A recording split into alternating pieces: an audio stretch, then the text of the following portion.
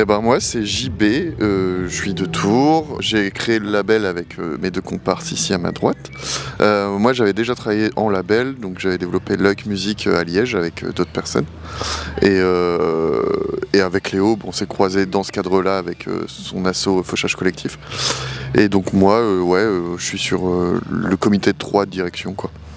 Et voilà. Et ma spécialité c'était un peu plus l'édition, qui est un domaine qui peut être utile quand tu te lances dans l'industrie musicale. Moi c'est Cléo, je viens de Tours et j'ai pas créé le label contrairement à mes 3 comparses ici présents. Je les rejoins un peu plus tard et dans le label je m'occupe du suivi de l'administratif et de la distribution numérique aussi. Ce qui est, pour résumer, ce qu'il faut faire entre les artistes et le distributeur, et les plateformes de streaming pour que la musique arrive sur toute plateforme de streaming confondue, qu'on puisse écouter sur internet, etc. Et voilà. Hello, moi c'est Léo Lanvers, je suis originaire d'Avignon, je suis sur Montpellier maintenant, je suis musicien, producteur et passionné de tableur Excel. Vraiment, ma formule préférée c'est unique entre parenthèses. Ça permet de lister les valeurs uniques d'une plage. Vous en faites ce que vous voulez de cette info. J'ai monté à Floral Records avec Ponce, Auré et JB en 2022. C'était en septembre le lancement officiel, mais en vrai de vrai, on a démarré ce projet en secret en janvier 2022. Que dire sur moi encore ? Je joue dans le groupe sport, voilà. Je pense que c'est une info où j'en dis pas plus et on verra plus tard. Bonjour, eh bien moi je m'appelle Aurélien. Il y a plus de gens qui me connaissent sous le pseudo de Ponce parce que je suis streamer sur internet. On a créé donc Floral Records en 2022 avec JB et Léo dans cette envie de développer des projets artistiques dans le sens qui conviennent justement aux artistes avec qui on collabore. Et voilà, je suis avignonnais, j'habite à Montpellier et vive la musique quoi, j'ai envie de dire quoi. Nous sommes ici à Au Quart de Tour en ce mercredi pour une carte blanche avec Floral Records. C'est un festival qui nous tient particulièrement à cœur et je pense que JB et Cléo pourront d'autant plus argumenter en ce sens. Déjà pour sa proposition artistique, pour ses valeurs, pour ce côté découverte de groupes pas forcément giga connus mais toujours très qualitatifs. Donc pour nous ça faisait sens, dans les valeurs qu'on défend aussi culturellement, artistiquement parlant, de proposer notre candidature à la carte blanche et on l'a eu, donc on est ravis. Il y a Cemented Minds qui va ouvrir le petit chap, puis Endless Dive et Janto. Et peut-être qu'on peut remettre un petit coup sur Au Quart de Tour à quel point c'est trop bien. Si je t'aime, genre c'est pas normal. Dans nos têtes c'est total. Du coup je suis pas très objectif. Moi il y a 10 ans j'arrivais en salarié à Radio Béton, donc je découvrais ce côté-là Au Quart de Tour. Et donc de revenir 10 ans après déjà de base avec la carte blanche, le fait qu'Endless Dive que je manage depuis des années, joue. Il y a plein de trucs qui font que je suis très content d'être là et surtout à Au Quart. Mon premier Au Quart je devais avoir 6 ans. Donc ça fait partie d'une partie de ma vie et ça l'a été concrètement du coup et j'en suis très content. Moi mon premier Au Quart c'était il y a 10 ans. Donc j'avais 19 ans, c'est un peu moins impressionnant mais c'est quand même cool. Et c'était mon tout premier festival de ma vie. Et encore aujourd'hui c'est mon festival préféré, c'est même mon endroit et mon moment préféré de l'année, comme beaucoup de gens de Tours je pense. Et du coup c'est trop. Ça faisait vraiment sens de demander cette carte blanche et aussi je pense que les 3 groupes, donc Cemented Minds, Endless Dive et Janto, je pense que c'était assez évident pour nous qu'ils étaient vraiment dans l'esprit Au Quart de Tour, donc c'est super. Oui, ça a été assez logique. On a la chance de travailler avec beaucoup de groupes, mais fallait en choisir que 3. Et c'est vrai que c'est des noms, même s'il y en a d'autres auxquels on a pensé. Mais on aurait aimé avoir toute la prog. Non mais voilà. Mais fallait choisir. Et c'est vrai qu'il y a des petites histoires pour chaque truc. Janto, c'était pas mal demandé dans le coin et ça passait déjà pas mal sur Béton. Endless Dive ont déjà joué dans la plaine à 17h à Au Quart. Ils ont toujours voulu revenir et ils ont été marqués par ce festival déjà. Et Cemented, ça a déjà joué plusieurs fois au Foudre, tout ça, et donc et ça avait marqué des gens. Donc c'était l'évidence quoi. Si je peux redire une petite histoire quand même sur Au Quart où moi la première fois ça devait être en 2018 avec Angle Mort et Clignotant Et j'ai trouvé ça trop bien, vraiment, j'ai vu l'ambiance et cette espèce de public en folie incroyable. Et on a été invité par Teen Spirit, qui est une asso donc de Tours, pour jouer avec Princesse Napalm. Et ça, c'était en 2021, je crois, ou 2022, à chaque fois j'oublie. Mais ouais, expérience vraiment de fou. Ouais. Et oui, et je tiens à dire que je faisais partie de Teen Spirit quand on a invité Princesse Napalm. Et du coup, je me dis qu'en fait, je pense que j'ai envie de détenir le record de carte blanche au quart de tour. Et voilà, je pense que je vais juste m'inscrire dans toutes les assos d'orgas de concert de la ville et en collectionner un maximum. Voilà, mon nouveau projet. Eh bien, on discute énormément. En vrai, on considère que, vu qu'on a créé ce label, JB, Léo et moi-même, on considère qu'on est tous les trois directeurs artistiques, on va dire, du label. Et on est tous les trois des gens qui diguons énormément, on écoute, on cherche, on discute, on connaît des musiciens, des musiciennes qui vont nous parler de projets, etc., etc. Et quand on flash sur quelque chose, en général, on se le partage. On a notre serveur Discord, comme beaucoup de gens, hein, voilà, où parfois, on met un petit clip qui nous a marqué, un petit son qu'on a écouté qui nous a fait penser à quelqu'un, à quelque chose, à un projet, etc. Et ensuite, on en parle entre nous.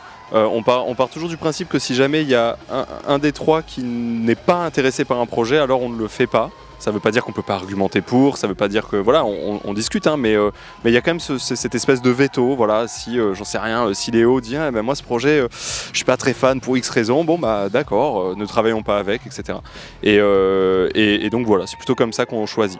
Après, on a la chance quand même d'avoir beaucoup, je trouve, d'artistes qui viennent vers nous avec des propositions intéressantes. Donc c'est dur aussi de faire des choix parce que bien évidemment on ne peut pas travailler avec tout le monde, humainement, financièrement, c'est juste pas possible. Donc il y a aussi un peu de frustration, hein, parfois, voilà, il y a des projets on ne peut pas travailler avec. Mais quoi qu'il arrive, c'est de la discussion et on se met d'accord et c'est très démocratique comme choix à chaque fois, quoi. Tout à fait, donc c'est une émission entre guillemets qu'on a appelée On écoute vos sons. L'idée c'était, toi tu faisais déjà ça en fait, fut un temps d'appeler les fleurs et la communauté donc, de Ponce à envoyer des sons et à découvrir de la musique en direct. L'idée donc de On écoute vos sons, c'est de pouvoir faire des retours construits avec notre prisme et bien sûr notre vision à nous évidemment.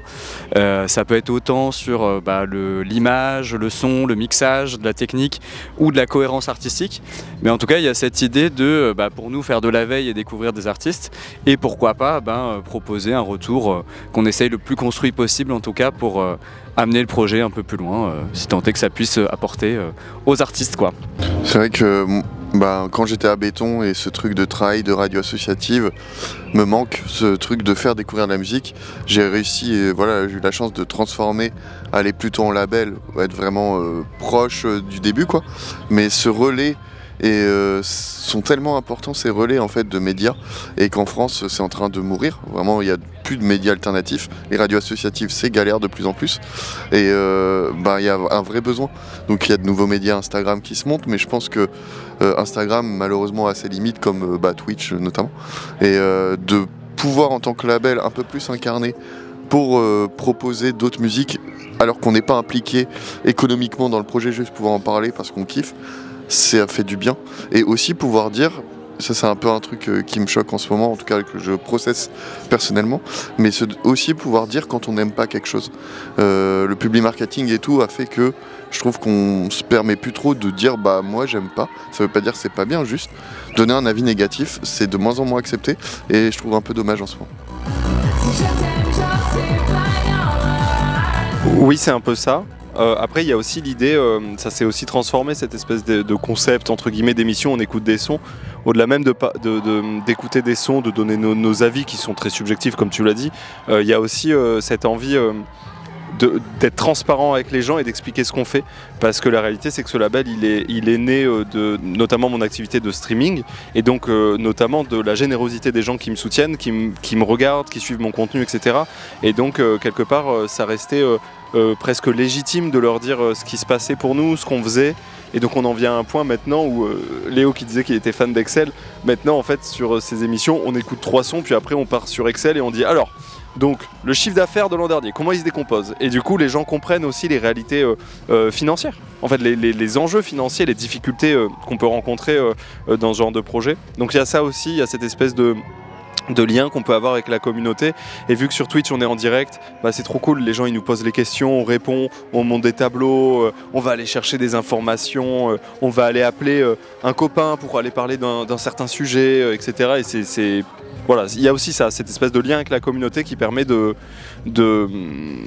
rendre légitime ce qu'on fait et que les gens puissent comprendre ce qu'on fait, parce que en fait le milieu de la musique n'est pas si connu que ça. En réalité, les gens pensent que le milieu de la musique c'est Angèle et Maître Gims, alors que la réalité c'est que l'écrasante majorité des musiciens et musiciennes dont c'est le métier sont des gens que tu ne connais pas, que je ne connais pas, et ça les gens parfois l'oublient. Donc montrer la réalité des choses, c'est aussi ce qu'on essaie de faire via ces lives, effectivement.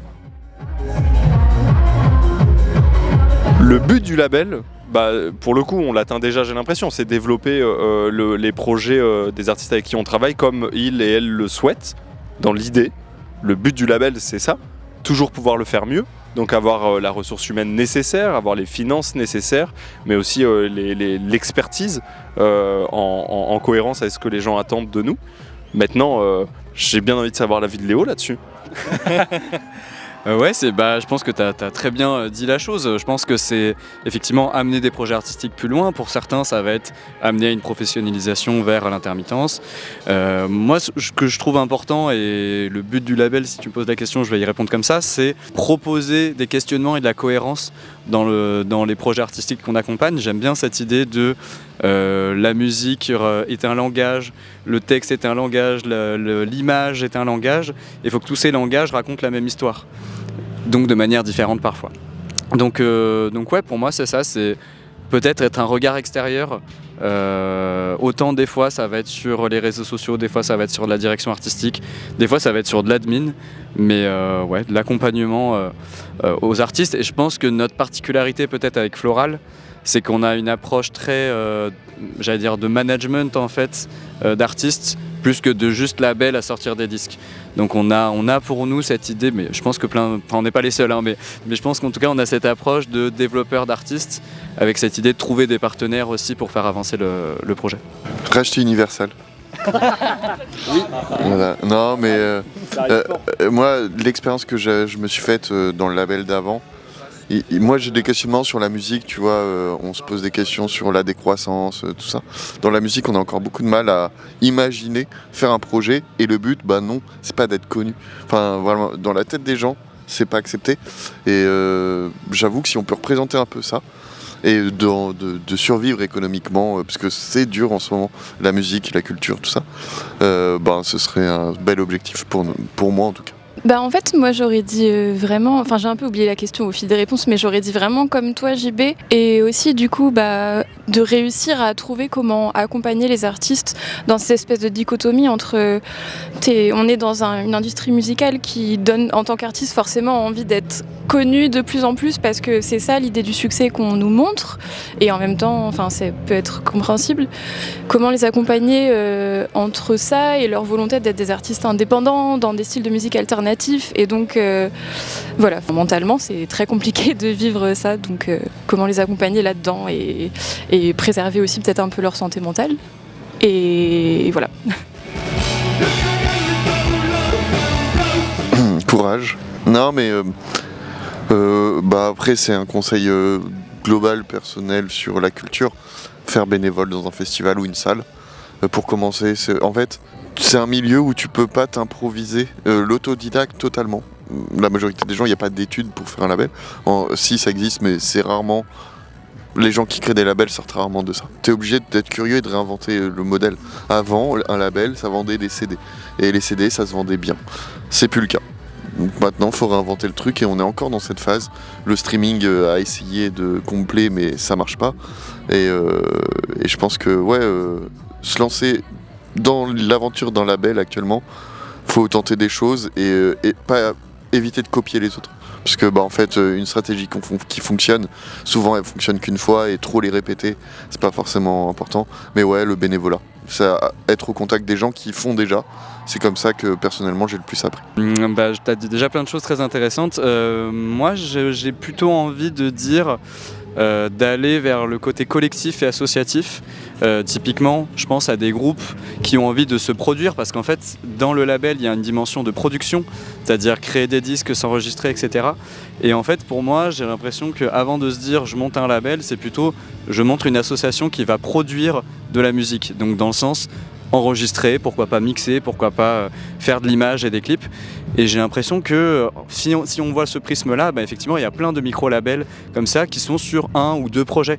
Et pour moi, je trouve que c'est la meilleure manière de démarrer un label, c'est par l'associatif, par le collectif, par mettre en commun des ressources. Ok, toi tu sais mixer, toi tu sais faire de l'image, tu sais faire des clips. Et c'est l'associatif et le DIY. Et on a grandi là-dedans aussi. Et c'est au bout de 10 ans d'expérience dans le DIY qu'on se dit ok, peut-être on passe le cran de monter une société et de réfléchir à qu'est-ce que c'est un entre guillemets vrai label. Mais bon, il n'y a pas de vrai ou faux label, mais en tout cas dans le sens juridique de la société, quoi. Voilà. Ouais, je rejoins tout ce qui a été dit. Franchement, vous êtes super pertinent. C'est insane l'équipe. Mais franchement, ouais. Mais du coup, pour rebondir sur ce que disait Léo, sur ce truc de commencer avec du DIY, de l'associatif, etc. Ouais, c'est très vrai. Et en fait, pouvoir se lancer, ce qui est difficile, c'est que, en fait, il n'y a pas de feinte, il faut de l'argent. Si tu n'as pas d'argent, je veux dire, tu peux avoir toutes les compétences du monde. Comment tu veux produire, je sais pas, un clip, une date, si tu n'as pas le moins de centimes, et c'est ça qui est un peu difficile. Donc ça paraît peut-être évident ce que je veux dire, mais il ne faut pas se lancer dans la création d'un label d'un point de vue économique. Le but, ça va pas être de générer de l'argent, en fait ça va même être plutôt d'en perdre dans l'idée, mais que tu crées quand même des choses. C'est-à-dire que typiquement nous chez Floral Records, évidemment qu'on est à perte tous les ans, enfin c'est évident. Mais en fait, on crée les choses. Les choses sont là, les albums sont sortis, les concerts sont faits, le public ressent des choses. Et donc, en fait, il faut quand même être plutôt dans cette idée de je vais créer des émotions, des choses un peu pas palpables, pas financières. Et concrètement, je vais perdre de l'argent, quoi. Il ne faut pas se lancer dans ce genre de projet en ayant une envie de monter une entreprise ou je ne sais quoi pour gagner de l'argent, parce que il se passera jamais rien, quoi. Ça se saurait. Donc effectivement, l'associatif, le DIY me semble complètement cohérent. Et si pour X raisons, un jour, il y a de l'argent disponible quelque part, un ami qui vient faire du mécénat, là, peut-être réfléchir effectivement à des choses, mais en se disant que cet argent, il est perdu. Il est perdu d'un point de vue matériel, on s'entend. Voilà. Peut-être en une phrase, ne quittez pas votre métier du jour au lendemain pour remonter un label, voilà. Mais bon, ça, je pense que tout le monde le sait. Cap Bambino, de ouf. Bon, les groupes Floral évidemment, mais Cap Bambino, ouais, de ouf. J'ai un très bon souvenir. Après Avignon, j'habitais quelques années à Paris. Et c'était à la Cité de la Musique, je sais plus, c'était le Philharmonique qui n'existait pas encore, donc c'était à la Cité de la Musique et il y avait Cap Bambino qui jouait dans cette salle magnifique et c'était incroyable. Et pour moi c'est cette mouvance un peu dark wave, électropunk qui je pense m'a nourri dans mes projets, dans ma direction artistique. Et voilà, et Mathéo avec qui j'ai fait plusieurs groupes, qui vient ce soir, c'est aussi un groupe de référence de ouf pour lui et il vient exprès à Ocar pour voir Cap Bambino. Cap Bambino aussi, mais Chalk, j'avais déjà vu et c'est vraiment ma cam, donc je suis très content de revoir. Et après voilà, moi Endless Dive, je leur dis mais venez voir Endless Dive, pour moi ça va être un truc cool parce que y a toute une histoire derrière et ça va être un moment, j'espère, beau. Il y a une surprise en plus à la fin, milieu de set, il y a une surprise. Moi pareil, j'ai très hâte de revoir Chalk en live et j'ai hâte de découvrir Neka aussi. Voilà. Moi je suis pareil sur Cap Bambino et sinon j'avoue le nouveau set de Endless, je l'ai jamais vu. Donc en fait je suis quand même trop curieux, je les adore, donc je suis très curieux de les voir. Évidemment comme dit Léo, les artistes de Floral, oui je suis toujours super content et c'est même au-delà de ça, c'est très personnel mais c'est très émouvant je trouve de voir les artistes avec qui on travaille depuis maintenant plusieurs années se produire sur une scène comme ça à Ocar. Il y a toujours au-delà de la musique, une émotion qui se crée et je sais pas, un sentiment de réconfort, de voir qu'il y a quelque chose qui se passe et on est ensemble et tout, c'est kiffant. Donc j'ai hâte de vivre ça. Non. La personne la moins à l'aise du monde. C'est donc ce dernier mot qui sera le nom. Donc un nom propre ou un nom commun? Ah, un nom commun. Super, merci de cette réponse, j'en suis satisfait. Ben moi je vous remercie pour cette discussion à l'ombre, ça a fait du bien un temps calme. On va aller en concert. Ouais, vive au car et aussi, si je puis me permettre, de faire une dédicace à toutes les personnes dont l'anniversaire tombe toujours pendant au car. Vous n'êtes pas les stars de la soirée parce que ça reste au car, mais on pense à vous.